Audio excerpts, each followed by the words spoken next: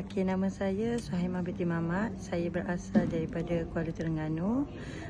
Saya kenal produk ni sebab untuk kesihatan anak saya, Alisha.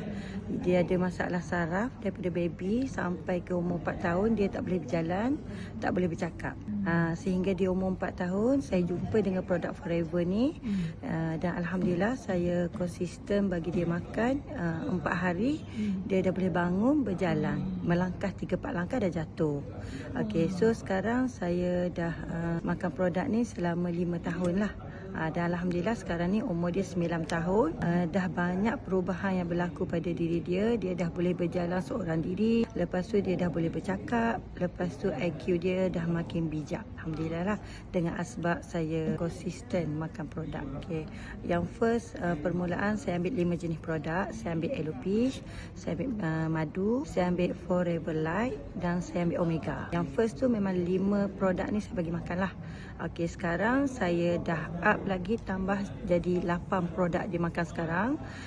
Saya tambah lagi dengan B-Propolis, vitamin C, lepas tu kalsium. Yang 5 tu memang konsisten lah. Alhamdulillah sangat happy lah tengok perubahan anak kita kan, yang daripada tak boleh berjalan dah boleh berjalan. Alhamdulillah.